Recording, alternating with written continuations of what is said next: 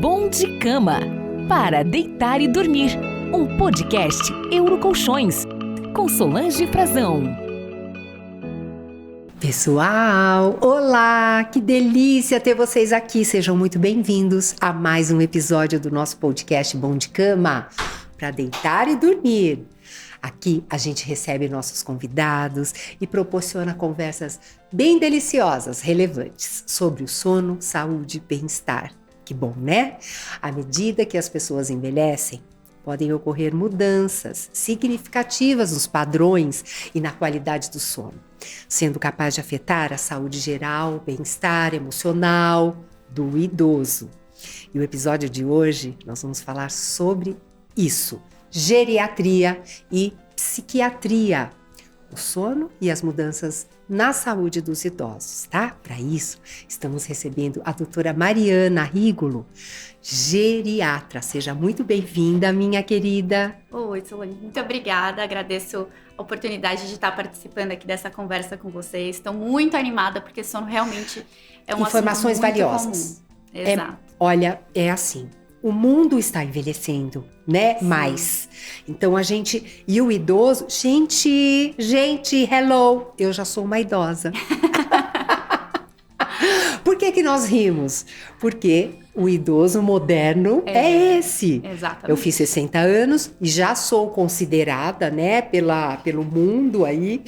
idosa, já vou ter aquele cartão do estacionamento e tudo mais, né? Exato. Mas por que a gente riu? Porque... as mulheres e os homens, né, nós estamos envelhecendo aparentemente mais tarde. Sim, completamente, né? O perfil do paciente idoso, ele tem mudado muito, né? Sim. Antigamente a gente pensava, quando a gente falava em idoso, a gente pensava naquela pessoa mais avó, frágil, que já tinha alguma dificuldade de locomoção, já tinha alguma queixazinha de cognição. E hoje isso não é uma realidade, né? Não é mais uma verdade. A gente tem... as pessoas idosas, elas ficam ativas por muito mais tempo, né?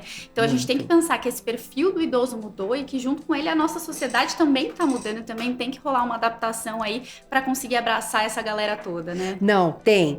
E eu vejo assim, a gente vai vendo as gerações, né? Por exemplo, a minha avó, ela tinha um perfil. Minha mãe já tem um outro perfil, né? Eu agora sou vó de 4 netos, já tenho outro perfil, diferente, né? E assim por diante. E a gente tem que aproveitar da tecnologia, né? Das informações médicas, enfim, clínicas e tudo mais, para a gente realmente saber trilhar um caminho, né, mais gostoso, para a gente ficar velhinha, tudo bem, enrugadinha, né, de uma maneira melhor, mas para que a gente consiga envelhecer bem. Eu costumo dizer que, assim, a idade ela vai chegar para todo mundo, né, e que bom que chega, né, que bom que a gente consegue viver e que a gente consegue chegar lá. Que bom! Né? A diferença que vai ter é como é que a gente vai chegar lá. Né? Exato. E essa é a proposta que a geriatria tem cada vez trazido, né? Da gente como envelhecer de forma ativa e com qualidade para chegar lá na frente bem, brincando com os netos, conversando, vivendo, agachando, levantando, subindo e descendo, né? Exatamente. É essa a minha proposta. Eu quero, se Deus permitir, chegar lá no 100. Ah, não tenho dúvidas. Então, eu já te fiz essa pergunta em off, mas eu vou fazer, vai ser minha primeira pergunta. Com que idade a gente pode considerar que uma pessoa é idosa? Bom, se a gente for olhar pelo lado civil da coisa, né, olhando pela legislação, a partir dos 60 anos a gente já considera uma pessoa como uma idosa. Tá. Dentro da geriatria, a gente pensa muito na idade biológica e na idade cronológica. O que isso quer dizer? Justamente essa diferença que a gente vê, né? Por exemplo, entre uma pessoa de 60 anos que tá envelhecendo bem, que tá envelhecendo com qualidade, e aquela que já foi mais judiada aí da vida, né? Então, às vezes, isso muda bastante. Né? É bem comum a gente ver essa diferença. Dentro da geriatria, a gente costuma dizer assim, que o paciente idoso é aquele acima dos 60 anos, mas hoje a geriatria já se propõe a atender pacientes mais jovens, tá? Ainda existe aquela ideia de que para ir no geriatra a gente tá pensando lá no vovô mais velho, fragilzinho, mas hoje em dia a gente traz uma proposta de um envelhecimento ativo, de um envelhecimento saudável. Eu mesma tenho pacientes aí de 30 anos que me procuram com a proposta do tipo, doutora, como é que eu faço para envelhecer bem? Prevenir. Como é que eu faço para envelhecer com saúde? Faz o check-up, faz o acompanhamento, faz a rotina. E realmente a gente consegue saber que esses pacientes chegam lá na frente muito bem. São esses pacientes que vão viver lá os 100, 120 super bem, porque hoje a gente já tá falando da nossa geração, assim, dos pacientes ali em torno dos 30, 40, de pacientes que vão viver até os 120. É verdade. Né? Então, como é que eles vão viver? Como é que a gente vai chegar lá na frente, né? E bem, né? E bem, exato, esse é o nosso objetivo, né? Conseguir promover um envelhecimento ativo, um envelhecimento de qualidade. Então, assim, apesar de existir ainda esse estigma da geriatria que a gente tenta dia após dia quebrar, o ideal é que o paciente já comece a fazer esse acompanhamento mais precoce mais cedo. Possível. Ai, que legal. Era essa a minha pergunta, né? Quando que a gente pode te procurar, né? A partir de que idade? E eu adoro essa história do acompanhamento, né? E da prevenção. Porque muita gente não sabe o que fazer. Porque existe esse estigma, né, do geriatra, do idoso, né, daquela coisa, você tá falando que eu tô velho, você tá falando que eu vou morrer. E não é isso, né? Hoje em dia a gente sabe que a proposta é justamente o contrário. É verdade. Né? Tentar envelhecer com qualidade, com né? qualidade, e o quanto antes, melhor. Já vou marcar minha consulta. Meu amor, então assim, olha, quais são as principais mudanças, né? Nos padrões de sono que ocorrem com o envelhecimento. Porque como aqui a gente aborda o sono, né? O soninho como um fator, assim, muito importante para todas as pessoas, né? Para o idoso ainda mais, muito. Né? E a gente quer saber tudo. Eu vou fazer várias perguntas legais. Fica aí. Bom, Solange, vamos lá. Quando a gente está pensando em envelhecimento, a gente tem que ter... O nosso corpo, ele é lindo, ele é muito esperto. Ele vai se adaptando, vai mudando ali. E com o envelhecimento acontece da mesma forma, né? O envelhecimento é um processo e o nosso corpo vai sofrendo mudanças nesse processo todo, né? E uma das mudanças que acontece em relação ao sono é que o sono do paciente mais velho, ele se torna mais superficial. Então, o que isso quer dizer? É como se na hora que ele estivesse dormindo ali, o cérebro ainda estivesse um pouquinho mais ativo. Então, a gente tem mais despertar precoce, a gente tem aquele paciente que acorda mais durante a noite. Sim, que não consegue depois dormir. Que não consegue dormir, que acorda e, ligou ali no 220 e não consegue mais voltar para o sono. A gente tem aquele paciente que demora mais para conseguir cair no sono. Porque, assim, nesse processo de entrar no sono, a gente tem liberação de alguns hormônios da melatonina aí, que é super famosa. E a gente sabe que o paciente mais velho, ele libera menos melatonina. Então, ele tem uma dificuldade realmente por conta dessas alterações. Então, existem várias alterações fisiológicas que vão contribuir para que esse sono, ele seja mais superficial, né? Sim. Para que esse paciente, ele precise de mais tempo, talvez, para conseguir chegar naquela qualidade de sono do que ele precisava lá atrás. Antes, é verdade. Exatamente. Então, a gente já espera que aconteçam essas mudanças, tá bom? Tanto é que insônia é uma das queixas mais comuns que a gente recebe no consultório. Né? 50% dos pacientes se queixam do sono. E você pode perguntar aí pra todo mundo, conforme vai ficando mais velho, a gente nem precisa estar falando ali dos idosos 80, 90 anos. A partir dos 50 anos, a galera já traz muito essa queixa de, não durmo, não consigo descansar, acordo muito durante a noite, qualquer barulho me desperta, porque realmente acontecem alterações estruturais que justificam isso. É uma pena. E tem como a gente fazer um trabalho para isso, né? É um trabalho, não sei, eu falo assim, por exemplo, como experiência de induzir o sono, mas eu acho que no idoso é mais complicado. Eu vejo, a minha mãe mora comigo, né? E na pandemia ela acabou vindo para minha casa e ela tá lá comigo. Então eu tenho acompanhado o dia a dia dela. Então o que o idoso faz, que eu percebo assim, de diferente que a gente ainda não faz? Se bem que eu sou idosa. Peraí, mas tudo bem, eu tô no começo. Mas eu acho o seguinte, minha mãe cochila durante o dia, né? Ela tem aqueles cochilinhos. Aí eu falo, mãe, não cochila durante o dia. Ai, não consigo, eu acho uma delícia depois do almoço cochilar. Aí vai ver a novelinha, cochila. Aí vai, né? Caminha um pouquinho, cochila. E por isso eu fico achando que mas a doutora vai explicar direitinho pra gente. E aí chega à noite, acaba dormindo pingadinha, acorda cansada, né? Ela acorda sem disposição. né? Eu falo, mãe, vamos não sei aonde? Ai, não, tô cansada, tal. E acaba isso. Então, eu acho que essa confusão aí, como que a gente pode contribuir, né? Para os idosos, para que eles durmam com mais qualidade. Existem, assim, algumas medidas que a gente tem que pensar. Essa questão dos cochilos é super comum, né? Isso Aquela atrapalha? coisinha- É só para eu saber Atrapalha. mesmo? Atrapalha, né? Na verdade, assim, o que a gente preconiza é que essas sonecas não ultrapassem 45 minutos. Ah, Tá bom? tá. Porque até os 45 não vai ser, assim, um sono regenerativo, um sono que vai atrapalhar esse fluxo noturno, tá bom? Tá. Passando disso, aí sim, aí começa a atrapalhar. Tá. E uma das coisas que é muito comum no paciente idoso é que nem você falou, que ele fique menos ativo, né? Ele fica lá sentadinho, Ele ele vê a fica. TV, aí ele tira um cochilinho, aí vai ali, faz alguma coisa pequena, ele não gasta energia. Não. Né? E o sono, ele tem essa função, né? O sono, ele vem pra regenerar, ele vem pra restaurar o que a gente Descansar, gastou durante o dia. Então, uma pessoa que não gasta energia durante o dia, vai chegar no período da noite, Não se tem. ela já tem dificuldade, vai ser muito mais difícil dela Muito. entrar e embalar um sono gostoso.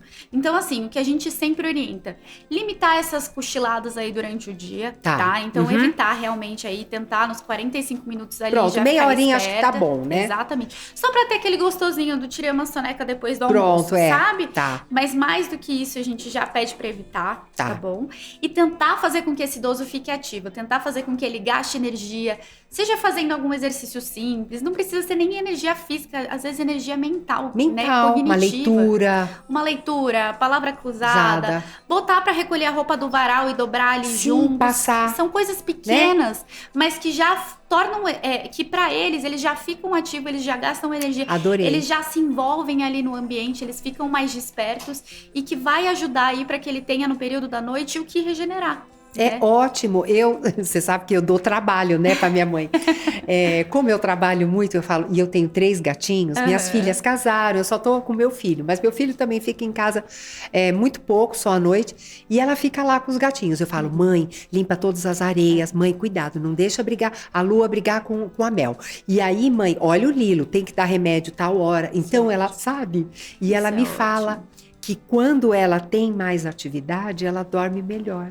Você tem que definir tarefas. Você tem que pedir e fazer com que ele se sinta envolvido. Então, no caso da sua mãe, putz, pra ela tá cuidando do seu gatinho, Responsabilidade. entendeu? É uma responsabilidade. Não é só uma tarefa por dar uma tarefa ali e acabou. Ela tem uma função, né? Ela tá ativa.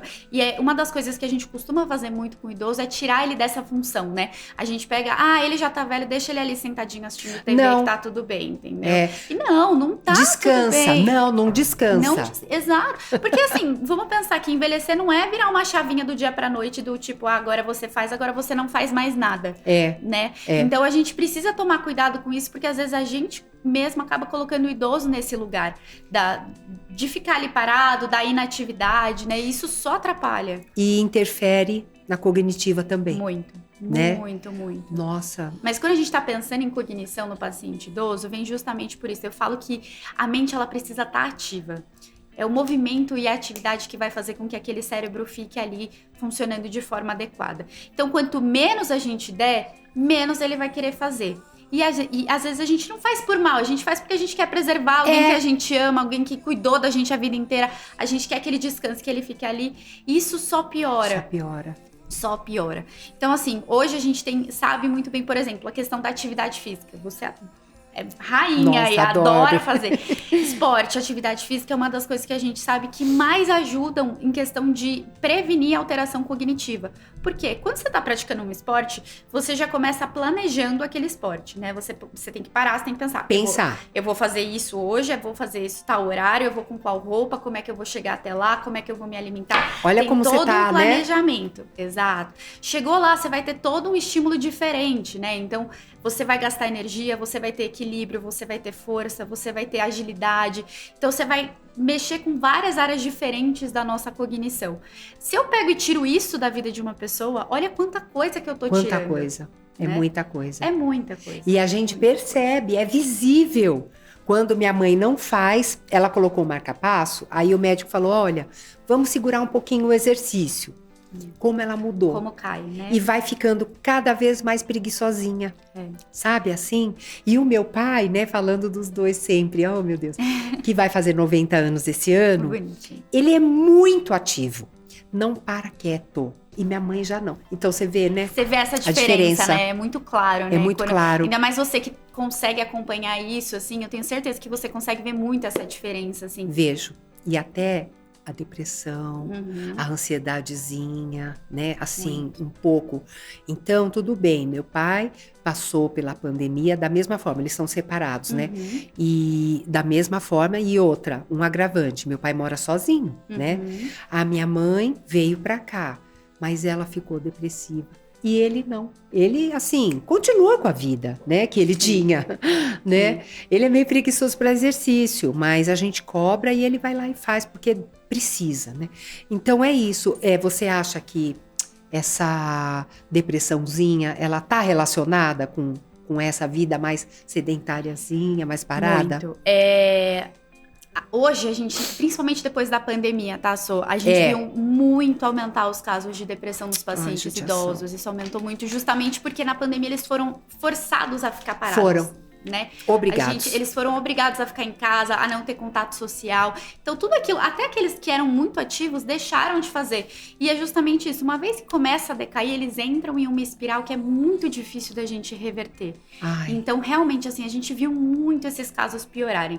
Depressão e ansiedade, principalmente, assim. Isso é uma coisa que Veio que veio. Cara, muito, muito. E a depressão no paciente idoso, ela se manifesta de uma forma diferente do que o paciente mais jovem. Então, às vezes, a gente nem consegue perceber. Às vezes, você como familiar, você nem percebe que aquela pessoa tá passando por um processo depressivo. Uma das coisas que é bem comum, só que a gente costuma chamar atenção, assim, nas consultas, é que as pessoas pensam que alteração de memória, né, esquecimento, é sintoma sempre de demência, né? Quando eu falo demência, eu tô falando dessas alterações cognitivas, tá? Então, vai pensar num Alzheimer, num Parkinson, mas depressão também pode levar a alteração de memória. Então, a gente, às vezes, é aquele idoso que tá mais quietinho no cantinho dele, que tá mais esquecido, ou que começa a ter irritabilidade, o paciente que fica irritado, reclamando que explode. Aquele cara que antes já tinha um temperamento assim mais explosivo, mas que agora explode por qualquer coisa. Então, assim, são sinais que chamam a atenção pra gente pensar em depressão.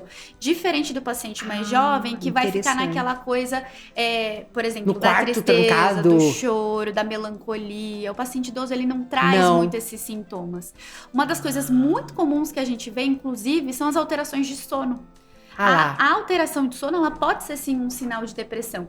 Tanto para mais quanto para menos. Tanto a questão da insônia, né, do paciente que não consegue dormir, quanto a hipersonia, né, que é o paciente que dorme muito durante o dia, que não tem vontade de fazer nada, não tem, perde aquela volição, né, que é aquela vontade de, putz, antes tinha uma vontade de viver, de fazer, de acontecer, e agora não tem mais. Um objetivo, né, uma coisa. Isso. Então, porque envelhecer assusta, né, Envelhecer assusta. Então, como que a gente consegue, né, uma estratégia, assim, eu sei que vocês, claro, tem que fazer toda uma anamnese, tudo para entender, né, mas assim, essa higiene do sono para idosos, tem algumas dicasinhas pra gente primeiro observar, né, e depois levar até você, eu acho muito importante. Quando a gente tá pensando em alteração de sono, Solange, o principal, assim, é a gente fazer um diagnóstico. Né? Ótimo. Porque a gente pensa muito na insônia, mas existem outras alterações, né? A gente tem, por exemplo, o próprio ronco, que é uma apneia. É uma obstrução ali da via aérea. A apneia, que é a parada da respiração que acontece durante a noite. É muito comum você conversar com as pessoas, quando a gente fala apneia, assim, fica meio vago, mas você sempre pergunta. À noite, às vezes, para de respirar e parece ali que você tem que dar um cutucão. É muito comum trazer essa queixa pra gente no consultório. E quando a gente tá falando de pessoas mais velhas, acima de 70, 80 anos, inclusive tem um estudo que foi feito aqui em São Paulo, que mostra que mais ou menos 87% das pessoas acima de 70 anos têm apneia do sono. É muito. E a apneia é uma doença super grave, assim, que pode gerar algumas complicações cardiovasculares, pode gerar... aumenta o risco de infarto, aumenta o risco de AVC, aumenta o risco de alteração neurocognitiva, aumenta o risco de demência, de depressão. Então, é uma doença que a gente precisa tratar de forma adequada.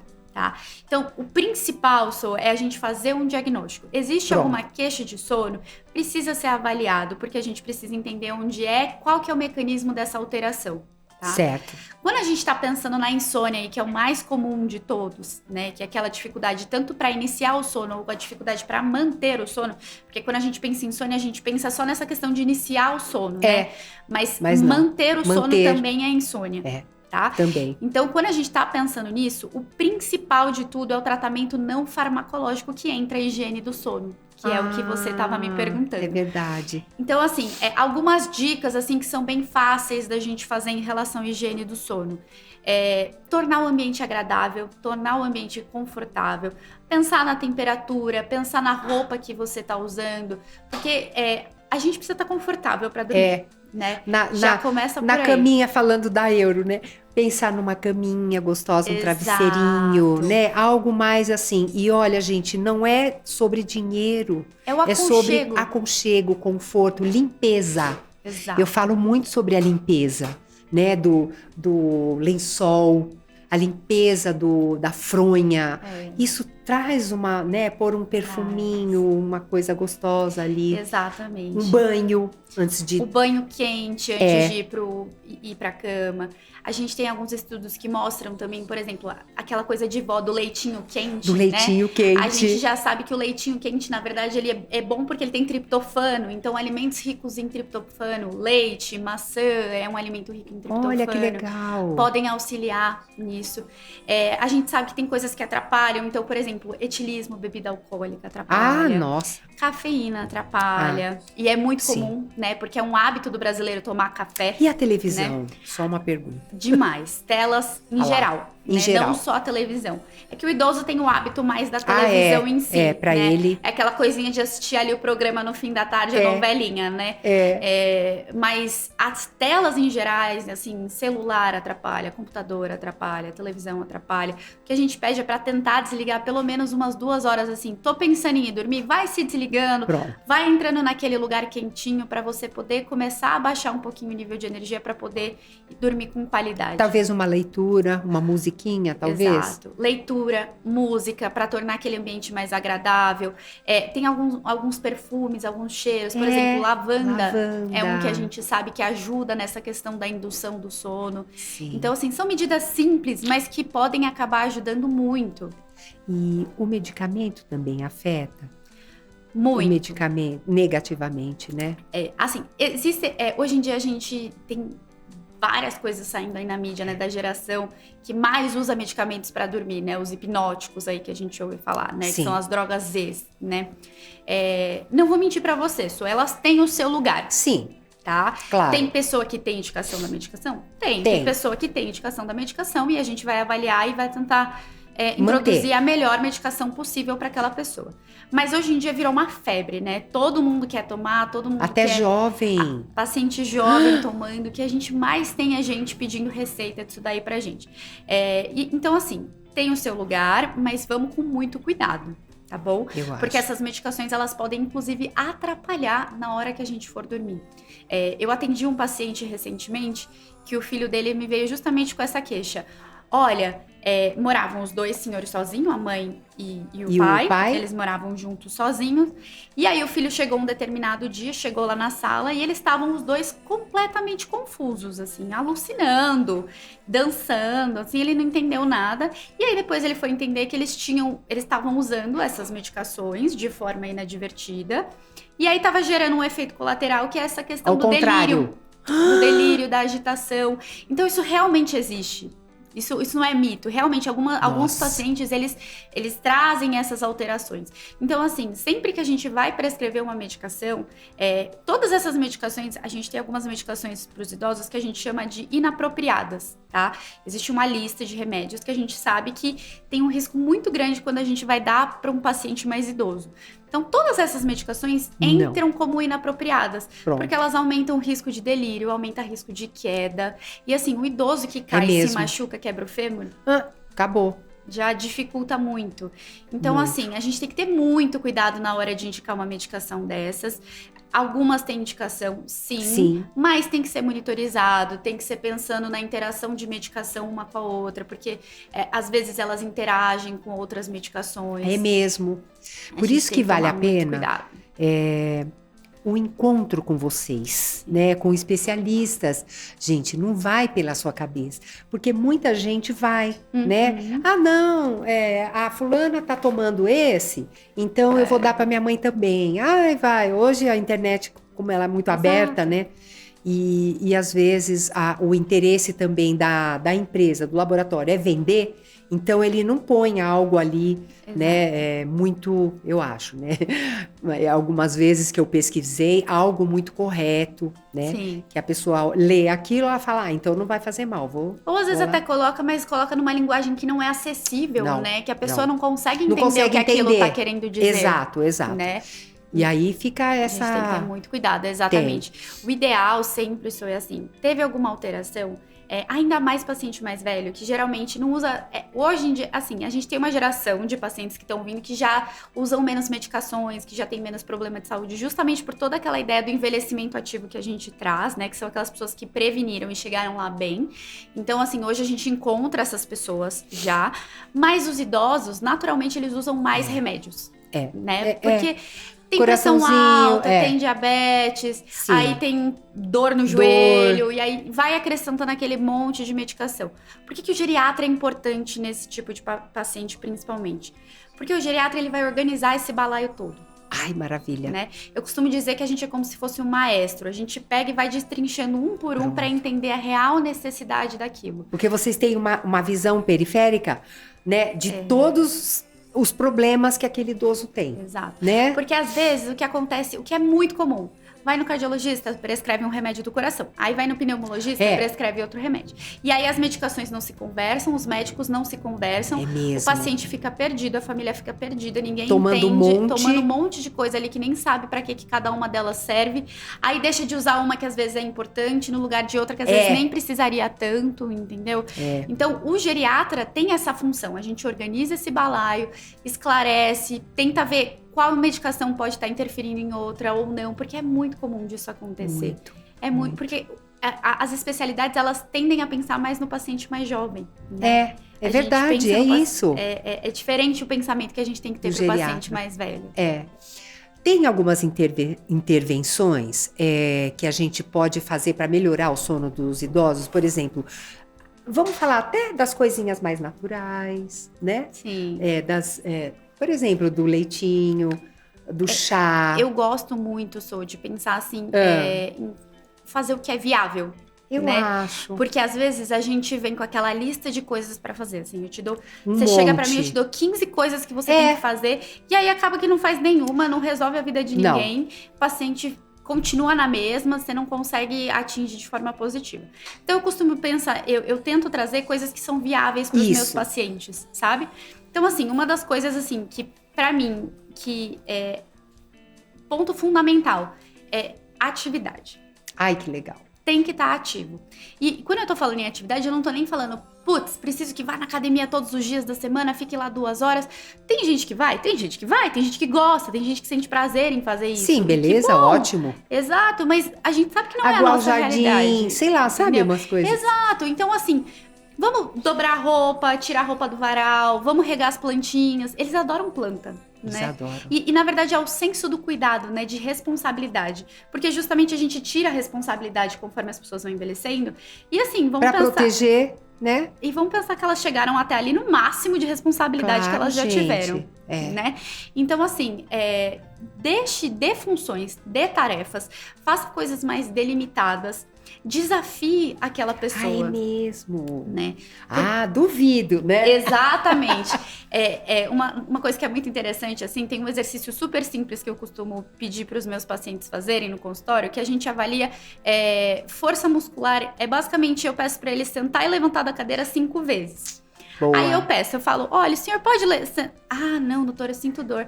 Aí se eu chego e já falo assim, duvido o senhor conseguir fazer isso. Aí ele vai. Na hora. Ai, adoro. Na hora. Então, desafia aquela pessoa, né? Sim. Tenta trazer ela pra dentro, pra junto, assim. Então, assim, primeiro de tudo, deixar essa pessoa ativa. Porque a atividade já gasta energia, para gastar energia, Ótimo. depois a gente recupera dormindo, né? Sim. Então, assim, fundamental. A questão do banho quentinho que você trouxe, isso ajuda muito. Os cheirinhos, então lavanda é um cheirinho muito calmante, que vai trazer um pouco dessa atmosfera. Cheiros mais florais, no geral, trazem um pouquinho mais. Eles gostam. Eles gostam bastante. Hoje em dia a gente compra aqueles umidificadores em qualquer esquina. É mesmo. E é assim, maravilhoso. É super baratinho, dá pra gente. É Os acessível. olhinhos essenciais. Os olhinhos, é super acessível. Então, assim, dá pra gente usar, não é algo difícil. Né? A questão da alimentação. Isso. É muito importante. Muito. Então, tem alguns alimentos que ajudam, que são aqueles ricos em triptofano que eu estava conversando com você. O leite quente, a questão de frutas que são ricas em triptofano. Então, a maçã é uma fruta muito boa. A questão do chá, que muitos deles têm o hábito do chazinho, né? No final do dia, com a bolachinha e tudo mais. Só evitar chá preto e chá com cafeína, claro, né? Porque é verdade. aí acaba interferindo, mas assim, chás de camomila, cidreira, são chás que trazem um pouco desse quentinho, né? Que acaba do conforto, né? Do aconchego. Geralmente tem uma memória afetiva relacionada. Tem mesmo, ao cheiro. Né? Muito bom. Então, acaba ajudando bastante.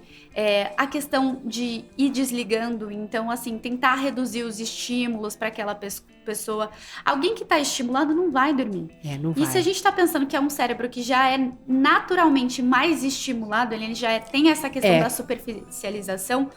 Imagina com a TV ligada num volume alto. E ainda com, sei lá, algo que na televisão tá difícil encontrar algo bom.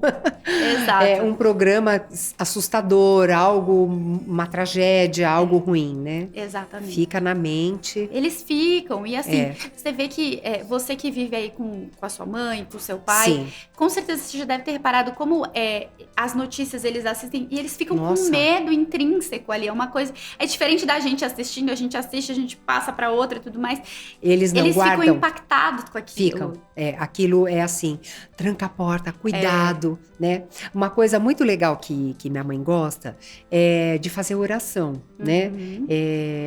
Orar, você entrar em contato com algo que você... ir entrando em contato com aquilo que é seu. Né? E olhando pra dentro, assim, você ir diminuindo o ritmo, né? E tentando encontrar aquele lugar quentinho que você sente esse aconchego, assim. A oração ajuda muito. Muito, ela adora. E essa questão da espiritualidade, ela vai ajudar não só nessa questão do sono, mas também em reduzir transtornos depressivos, em reduzir... A gente sabe que tá relacionada. E aqui eu não tô falando de religião, tá? Não mesmo. Tô falando de espiritualidade, que é uma coisa diferente. Com certeza. É bem diferente. E eu vejo assim, minha mãe, ela adora aqueles padres e aquelas coisas. Às vezes eu ponho até num canal no celular para relaxar mesmo, né? Naqueles padres, hoje aquelas músicas. Hoje em dia a gente tem muito acesso, né? E eu acho que usar a tecnologia a nosso favor é fundamental, né, Sô? Então, assim, hoje em dia a gente tem acesso a aplicativo de meditação, a aplicativo de musiquinha que vai levando. Induz o sono, Então, assim, por que não usar? Por quê, né? Por que não usar a nosso favor? Então, eu acho que ir trazendo esse ambiente mais aconchegante e construindo esse ambiente para o paciente ajuda. E os sedativos? Porque tem hora que precisa daqueles, né, das medicações mais fortes para que eles durmam. Os sedativos, existem indicações, né? Pronto. Eles são medicações que têm um objetivo. A maior parte deles não foi criada com o objetivo de sedar, tá? Essa função sedativa, ela geralmente é um efeito colateral da medicação, não é o efeito primário. Então, a gente tem que pensar que essas medicações, além de ter esse efeito sedativo, ela vai trazer alguma outra coisa associada. Tá? Então, quando a gente tá falando em sedativos, eu tô falando de antidepressivo, eu tô falando de medicação que é antipsicótica, eu tô falando de medicação que vai atuar em outras vias. Então, assim, sempre que existem casos que realmente a gente não consegue, o paciente não consegue dormir, não consegue descansar, a gente precisa fazer com que aquela pessoa descanse. Então, o que a gente faz? A gente vai avaliar o global daquela pessoa. A gente vai entender como é que tá o humor. A gente vai entender se aquele tipo de distúrbio ele é secundário a alguma outra coisa, Tá? Porque às vezes até mesmo outras medicações podem causar insônia. Tem medicações que são muito comuns da vida do idoso, por exemplo, os beta-bloqueadores, que são uma classe de medicação que a gente usa para tratar arritmia. Isso. É bem comum. Pode dar insônia. E Olha é uma lá. das medicações que a gente vê aí idosos usando a rodo. Então, assim, É a gente mesmo. precisa olhar primeiro pro todo. A gente precisa entender, tem alguma coisa que tá interferindo ou não? Alguma medicação que tá interferindo ou não? Existe algum transtorno de humor associado? Existe algum... Talvez, será que essa alteração de sono já não é um indício de alguma alteração cognitiva? Porque Verdade. pode ser já um sintoma. É mesmo. Um sinal. Um sinal. Então, Ai, a gente caramba. precisa avaliar. Então, assim, excluídos tudo isso, a gente avalia e vê, realmente, não tem depressão, não tem medicação, a gente fez a higiene do sono, tentou todas aquelas medidas, coloquei a lavanda, coloquei o leitinho, levei pra tomar banho, nada funcionou. Aí a gente vai pensar nas medicações como uma possibilidade. Mas Ótimo. lembrando sempre de fazer o acompanhamento, porque a gente sabe que essas medicações vão ter efeitos colaterais. Então, a gente precisa ir tateando pra ver, putz, será que o risco é menor do que o benefício daquela medicação? Porque a partir do momento que o risco passa a ser maior, É verdade. aí a gente já tem que repensar. Sim, não. E tem, eu acho assim, quando você tem um idoso, né, em casa, ele pode também estar morando sozinho, né, e não te falar nada, porque acontece isso, né, e não te comunicar isso, e aí vai piorando, né? Por isso que eu acho importante a visita, né, sempre a um geriatra. E olha, gente, o geriatra não é, como a gente falou aí no início, não é só para idosos. É para qualquer idade, para prevenção, porque elas têm uma visão, né? Os médicos geriatras têm uma visão mais periférica, né, de tudo, para poder afunilar quando chegar lá, né? Exatamente. Tem uma pergunta aqui, olha. O que é a síndrome da apneia obstrutiva do sono? E como ela afeta nos idosos? Essa obstrutiva, como é? Quando a gente está falando na síndrome da apneia, eu tô falando daquele paciente que, à noite, por algum motivo, ele tem uma supressão do centro respiratório. Então, ele vai fazer aquela parada da respiração. É aquela pessoa que... E como ele vai saber? Aí é que tá. Geralmente, quem traz essa queixa pra gente é a pessoa que dorme junto. Dorme junto. Porque vê fazendo. E aí fica preocupado. Então é muito comum vir a esposa junto com o marido e É falar: verdade. doutora, ele parou de respirar à noite, eu fico super preocupada, eu acho que vai acontecer alguma coisa. Ou o esposo vem e fala: doutora, às vezes ela me acorda do nada. E eu tô lá dormindo, e porque a pessoa realmente não sente. Mas existem alguns sinais que podem fazer a gente pensar também. Tá? Sonolência diurna excessiva é o principal sinal. Então é aquela pessoa que durante o dia fica sonolenta, que encosta em qualquer lugar e já tira um cochilinho, que já fica com dificuldade. Ronco é outro sinal. A gente sabe que o ronco tá associado com a questão da apneia. É mesmo. Então, geralmente as pessoas que roncam muito tendem a ter mais apneia. E aí, assim, uma vez que a gente faz a suspeita, né? Tô suspeitando que existe apneia. A gente vai abrir mão de um exame complementar que vai confirmar essa hipótese. Pronto. Então, assim, a gente nunca pede um exame sem ter uma hipótese antes. Até porque aí não faz sentido virar tiro ao alvo, né? Claro. Eu saio tentando atirar pra todo quanto é lado pra tentar encontrar alguma coisa. Então, existiu a suspeita, a gente vai fazer a polissonografia, que é um exame que vai avaliar ali a noite de sono daquela pessoa. Tem algumas medidas, ele vai medir quanto tempo que faz a apneia, quantas vezes faz a apneia, se essa apneia, porque qual que é o grande problema da apneia? Ela faz com que a pessoa pare de respirar. Parou de respirar, o oxigênio no sangue cai. Caiu oxigênio no sangue, cai oxigênio em tudo quanto é lugar. Vai cair oxigênio no cérebro, vai cair oxigênio no coração. Isso 1, 2, 3 vezes é uma coisa. Agora isso durante anos. Repetindo toda noite é outra completamente diferente. É verdade. E é por isso que a apneia é tão perigosa. Porque ela é uma doença silenciosa. É difícil da pessoa trazer essa queixa ativa, né? A gente geralmente tem outra pessoa envolvida ali na história.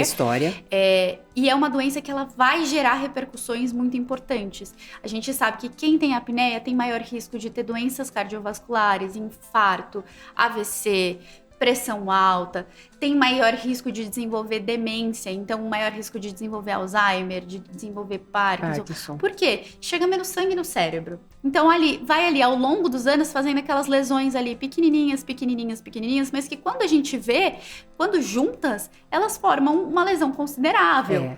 Então assim, a apneia é uma das doenças que é uma das mais difíceis da gente fazer o diagnóstico por conta dessa dificuldade da história. É verdade. É super comum, super comum. Aí nos pacientes maiores de 60, 70 anos, a gente espera assim que mais ou menos 60 a 70% deles tenham apneia, né? Nossa. E é subdiagnosticado. Né? Quantas pessoas você conhece que já fez uma polissonografia? Não é um exame tão acessível assim. É verdade, não é mesmo. Né? É diferente de eu falar um exame de sangue. Não é. Não é. É um exame e tem um tratamento, assim? Tem uma resposta boa, se quiser, né? Tem. Quando a gente faz o diagnóstico de apneia, a gente sempre pede ajuda aí de um fisioterapeuta no caminho. Ótimo. Porque, principalmente na geriatria, a gente trabalha muito em equipe, a gente é muito multidisciplinar. Muito bom. Porque nada funciona sozinho, né? A gente precisa, cada um entende do seu balaio ali, né? Então, a gente pede ajuda de um fisioterapeuta para entender, olha, eu diagnostiquei, o paciente faz apneia, como é que a gente vai tratar? Ele vai avaliar para ver se ele indica um CPAP ou um BIPAP, que são aparelhos que a gente usa no período noturno para auxiliar nesse padrão respiratório, tá? Geralmente, quando tá fazendo a polissonografia, e aí a pessoa que tá aplicando o teste já identifica, putz, fiz lá 2 horas de exame, identifiquei que aquele paciente já tem apneia. Ele já sugere, ele já fala, vamos fazer o teste com BIPAP? Aí faz 2 horas. Vamos fazer agora com CPAP para ver como é que vai melhorar a qualidade do sono. Esses exames? Faz. Geralmente a gente faz em ambiente hospitalar. Existem alguns institutos, Instituto do Sono, existem laboratórios assim maiores que também fazem esse exame. Tá?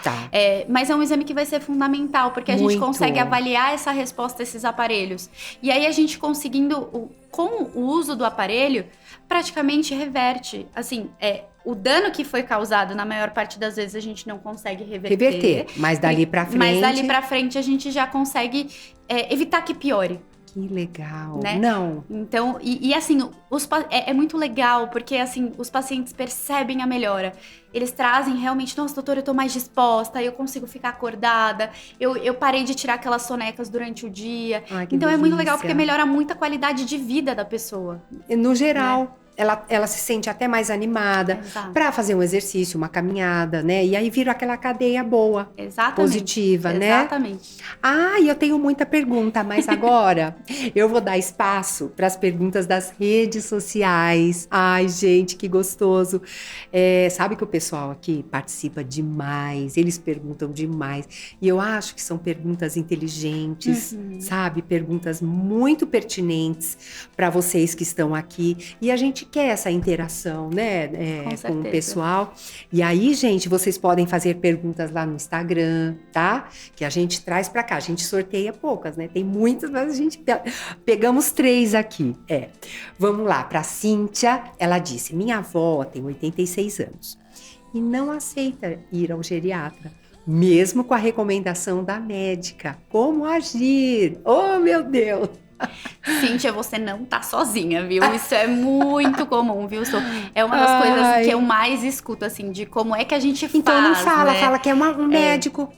Porque sugestão. Existe muito um preconceito, né, com o geriatra. Justamente essa coisa do geriatra geriatra é o médico de velho.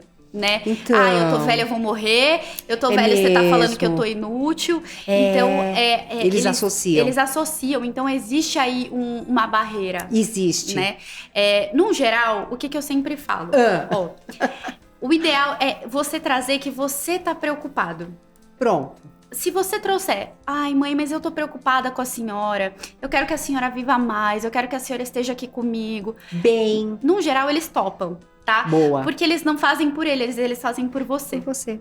Né? Então, assim, mexeu ali com o emocional, geralmente costuma funcionar. Ai, que adorei. Essa é uma ótima dica. Gente, olha que gostoso.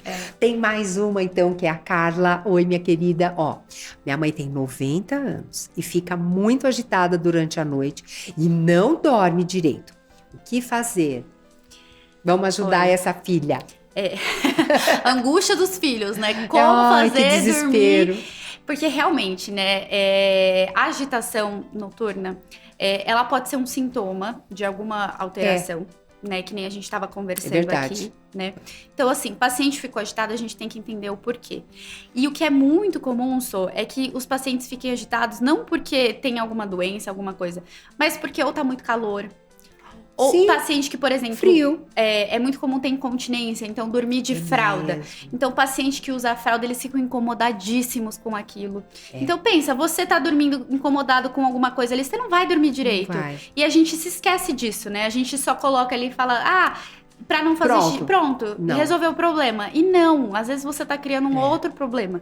Então, assim, observa o porquê dessa agitação. Será que não tem algum motivo? Será que não tem uma luz que tá atrapalhando?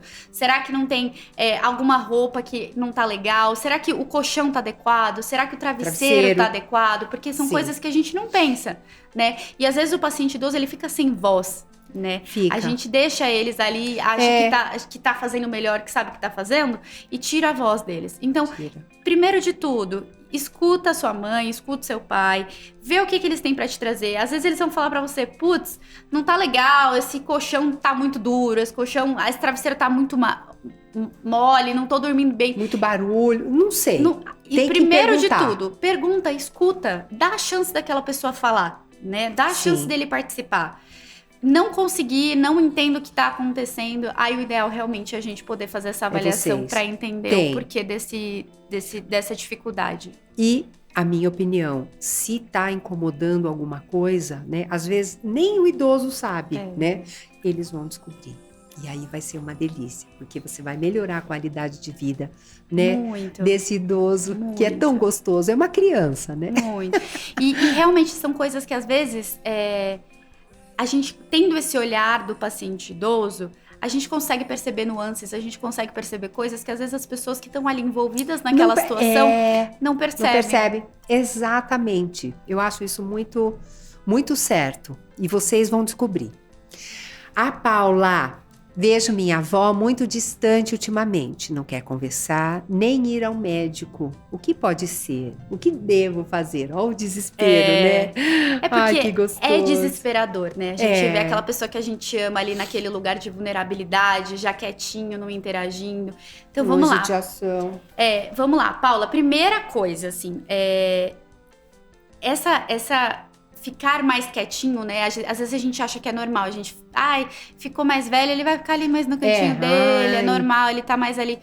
Não é normal. Óbvio, se sempre foi uma pessoa que teve essa característica, sempre foi uma pessoa que era mais quietinha, personalidade, né? É a personalidade dela, tá tudo bem, legal, o barco que segue. Agora, é algo que tem chamado a atenção. Mudou, né? A gente tem que ligar e a anteninha tem que ligar o alerta amarelo, tá? Tem que avaliar, pode ser sinal de depressão, pode ser sinal de alguma alteração cognitiva. Então, assim, a gente, no consultório, a gente faz alguns testes, a gente vai, através das perguntas que a gente vai fazendo, a gente consegue chegar nesse diagnóstico, a gente consegue avaliar isso de forma adequada. Então, assim, parou de interagir tanto, coisas que fazia, deixou de gostar de fazer, aquela pessoa que sempre saía, agora só quer ficar em casa. Fique esperto, porque pode ser sim sinal de alguma coisa. De alguma coisa, e é melhor sempre descobrir o que é. Com certeza. Pra quando a gente sabe o que tá acontecendo, a gente consegue tratar, né? Às vezes a gente fica com medo, que era muito... Minha avó era super assim, ela falava, eu não gosto de ir no médico porque eu vou achar problema. Quem procura acha, meu pai fala. Meu Deus. E é justamente sobre isso, né? Assim, uma vez que você fez o diagnóstico, você consegue tratar. Tratando, você melhora a qualidade de vida, você melhora a sobrevida. Então, assim, tentar ir desmistificando um pouquinho essas coisas que eles trazem enrustidas ali dentro deles. E eu adoro quando você fala, vovó, né? No caso dela, da Paula, eu vou te levar porque eu estou preocupada. Então, vamos tirar minha preocupação, né? Da mente. Pronto, que delícia. Ai, meu amor. A gente tá chegando no final, gente. Temos que seguir a nossa vida, né? A conversa foi incrível. Eu acho que a gente conseguiu esclarecer muitas dúvidas, muitas coisinhas importantes para os nossos fofinhos. Mas antes de encerrar, vale reforçar a importância do idoso ter este acompanhamento médico, tá, gente? Por favor, leve eles a um geriatra, né? E tem um Instagram seu ou algum? Tem. Quem quiser me acompanhar, eu tô lá no Instagram, nas redes sociais. Que às vezes tem um bate-papo tão bacana, A gente né? gosta bastante. Eu gosto bastante de conversar ali, tirar bastante dúvidas, tá? Doutora Mariana Rigolo.geriatria. Tá bom? Tá. E por lá a gente vai conversando. Eu trago bastante sobre essas questões de cognição, porque eu acho que são coisas que existe muita informação solta por aí. Sim. Mas de difícil acesso, né? Difícil acesso. As pessoas não conseguem traduzir para uma linguagem que elas consigam entender como entender isso no dia a dia. Uma linguagem mais gostosa de entender, né? Exato. Mas então, gente, qualquer coisa entra lá. Se você não conseguiu anotar, pode perguntar aqui pra gente, tá bom? Nosso Instagram aqui, YouTube, estamos à disposição. Mas olha, que prazer, minha querida. Obrigada. Um amor, explicou de uma forma tão boa. A gente conseguiu entender, né, gente? E antes da gente terminar, tem um presente aqui, tá? Ah, meu Deus. Olha que gostoso. Pra melhorar até o seu sono, doutora. Até olha, eu vou dormir melhor agora. Muito obrigada. Vou até passar aqui na mesa. Esse travesseiro é uma fofura. É lançamento, né? E ele tem várias camadinhas. Pode tirar conforme você quiser, mais baixinho, mais alto. Legal. Olha que bonito. Amei, muito obrigada. Essa xicrinha é sua. E aqui uma meinha, porque pezinho quente, noite boa. Com certeza. Né? Uma máscara, que se tiver luzinha também não é bom. Pronto, meu amor. A gente falou sobre criar o ambiente. Criar o ambiente. Né? É muito gostoso. E sabe o que eu acho? Eu vou encerrar aqui, gente, falando o seguinte. Paciência com esse idoso. Paciência. Às vezes a gente tem reações, né, de impaciência. E isso é muito ruim para esse idoso. Ele só vai piorar. Sim. Né? Às vezes, nossa, eu perco um pouco a paciência, né, com a minha mãe, me hypando na hora, já cheguei a chorar, ajoelhar. Ai, mãe, não deveria ter falado isso com você, né? Sim. Ai, mãe, não deveria estar te cobrando isso. Então, paciência, amor e carinho, exatamente, né, querida? Tudo que a gente faz com amor, tudo que a gente traz carinho, né, funciona. Funciona e de uma forma, às vezes a psicologia de quem convive, ela tá nas mãos dessa pessoa, né? Porque não é fácil, né? Não é fácil cuidar de alguém. Não é fácil, né? Não é fácil você se tornar, né, a mãe desse idoso, né? Exato. O pai desse idoso. Mas a paciência e o amor, fazer tudo com muito carinho, é o ponto-chave, não é, meu amor? Com certeza, sempre. Ah, minha querida, muito obrigada. Você quer deixar uma consideração final? Você fica à vontade. Agradeço muito pelo convite, Obrigada. tanto do pessoal aí da Eurocolchões, quanto a oportunidade de estar aqui com você, Solange. Acho que foi um papo muito legal. Quem tiver mais dúvida, quiser perguntar alguma coisa, eu fico lá à disposição nas minhas redes sociais também. A gente tá sempre conversando, sempre trazendo bastante informação legal para vocês. Espero que o papo de hoje tenha acrescentado alguma coisinha aí para vocês e que a partir de agora, noites mais tranquilas para todos. Ai, que delícia! Você é boa de cama, doutora? Pra deitar e dormir? Olha, acho que todo médico tem que ser um pouquinho, né? Tem. Ai, gente, olha, se ficou alguma dúvida, pode enviar pra gente, pode enviar pra doutora. A gente vai ter o maior prazer em responder pra vocês, tá? Inscreva-se aqui no nosso canal, não esquece não. Nós temos muitas novidades pra vocês, viu? Esse foi mais um Bom de Cama, pra deitar e dormir bastante. Vamos deixar a noite pra dormir, gente. Ó, você vai ganhar anos de vida, tá? Nos vemos no próximo episódio, tá bom, gente? Tchau, obrigada. Obrigada pela companhia. Espero que vocês gostem. Não perca nenhum episódio. Obrigada, minha querida. Muito obrigada, Até foi uma delícia. Até a próxima. Foi uma delícia.